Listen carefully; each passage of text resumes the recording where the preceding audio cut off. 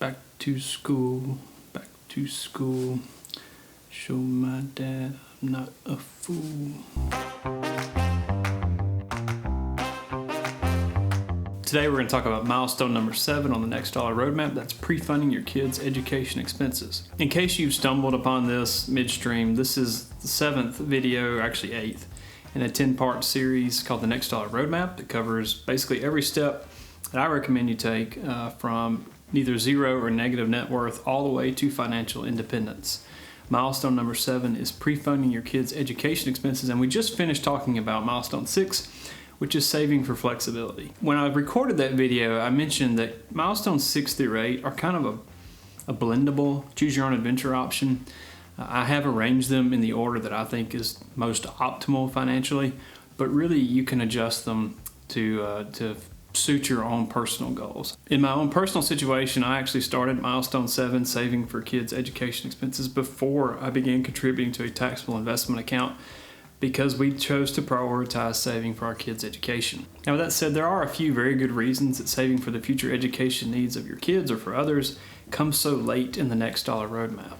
The primary one being that you need to save for yourself first. As appealing as financial assistance for college or school might be to your kids, it's probably not as appealing as not having you live in their basement when you should be retired and living in your own place. Now, second reason is there's no shortage of financial assistance available for students who want to go to school. Between scholarships, financial aid, and student loan programs, if your loved ones need money for college or an education, they're likely to find it somewhere. On the other hand, I'm not aware of anyone who's giving out retirement loans to people who didn't save enough to take care of themselves. If you have to come up short somewhere, it's best if it's not in your retirement accounts. Now, with those clarifications in place, if you want to set aside some money to support the future educational endeavors of your kids or friends or family, then there are several approaches you can take. In this video, I will cover several strategies for saving for education expenses and explain the pros and cons of each one. Now, we'll start with 529s, which are by far the most commonly used education savings account. A 529 plan provides an opportunity to save and invest for future educational costs while providing the benefits of tax-free earnings and withdrawals if the distributions are used for a qualified education expense. Because of the tax-free earning potential, a lot of people consider 529s as like Roth IRA for college. Annual contributions are limited to the annual gift tax exclusion, which is $19,000 in 2025, but you can preload an account by 5 years worth of contributions at one time. So I guess that would be $95,000 in this case. So while earnings and withdrawals from a 529 are tax-free, contributions are taxable just like they would be with a Roth. That's at the federal level, but at the state level, you may be eligible for a tax break depending on where you live and what plan you contribute to. When you open a 529, you must name a beneficiary, but you can change the named beneficiary to close relatives of the initial beneficiary later if you choose, so like a brother, or a sibling, a cousin, I think uncles, aunts, parents, children, things like that. This provides some flexibility in case you oversave for a beneficiary or they don't go to college like you planned for them to. It gives you some options with the money, if you don't need it. And that flexibility is certainly something to keep an eye on when using a 529, because distributions that aren't used for education expenses are subject to income tax and a 10% penalty. And generally, you want to avoid overfunding a 529 due to the potential of that 10% penalty. That's worse than even saving in a taxable investment account, because at least then you just pay tax. In the 529, you pay tax on the contribution, you would pay tax on the withdrawal, and you pay 10% penalty on those earnings. But of course, since many people use 529s to save for college, it can be challenging to decide how much to contribute, since you won't know where your beneficiary is going to go to school, or how long they'll be in school, or how much that school will cost until they actually need the money. I can tell you personally, in our family, our approach has been to aim to save around 80 to 90% of the cost of attendance for an in-state public institution. We've kind of cost adjusted that for inflation best we can, and we'll make up any shortages either out of pocket or using financial aid or using some other investment account approach. The second option for saving to discuss is using Roth IRAs. Now, Roth IRAs are designed to serve as a retirement account, and I think that's important to point out first. But there are some exceptions the IRS provides to allow Roth IRA holders in particular to make withdrawals for other needs. Among these exceptions is the ability to use a Roth IRA penalty-free for qualified education expenses. Now, since 529s and Roth IRAs work similarly from a tax standpoint, and Roth IRA distributions offer a much higher degree of flexibility, many people consider using a Roth IRA to fund college for their kids or other loved ones. Now, I'm not a big fan of using a Roth IRA to pay for education expenses for several reasons. First, your Roth IRA money is for retirement. Like I've already said, you need to prioritize your retirement over your kids' education for their sake and for yours. The second, if you live in a state that offers a tax deduction for 529 contributions, you'd be passing up a tax break by using your Roth IRA. And finally, and perhaps most importantly, any earnings from your Roth IRA that you use to fund education will be subject to income tax, meaning there isn't any tax benefit for using those dollars. So, because contributions go into a Roth after tax, if you tax the earnings as well, then you've eliminated all the tax benefits of that Roth IRA. And once you've eliminated all the tax benefits of using the Roth IRA, why not just use money from a taxable brokerage account that's already been subject to income tax anyway? Or maybe you have long-term capital gains there that are actually taxed lower than your income. So in summary, I would not recommend using a Roth IRA to fund college unless you don't have any other good options available. And even then, I would try to limit the use to contributions only so you can at least preserve the benefits of the tax-free growth in the Roth. Next up are prepaid tuition plans. These were once very popular nationwide, but currently there are only 9 states left that still accept new applicants for these plans. Prepaid college plans are actually a type of 529 that allows participants to purchase a number of semesters or fractional units of future education. Now, the prices in these plans are based on current average tuition rates at a select group of colleges, and this means any earnings and withdrawals are tax-free as long as they're used for a qualified education expense. You can combine prepaid plans with a standard 529, and the financial aid treatment for prepaid plans is the same as 529. In most cases, participants will have to choose either a private or public option when they set up the account, but this can be changed later. Changes could result in a shortfall or overage in savings, but there are processes for mitigating that too. Now, one drawback of prepaid plans is they normally only cover tuition and fees, whereas standard 529s cover tuition, fees, computers, internet, supplies, fees, books, and other expenses.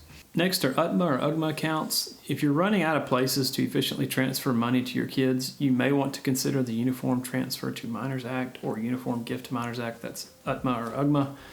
UGMAs and UTMAs are custodial accounts that allow participants to transfer money or assets to minor beneficiaries. Now, the accounts belong to the child, but they're controlled by the custodian until the child reaches the age of majority for your state. That's anywhere from 18 to 21 years old, depending on which state you live in.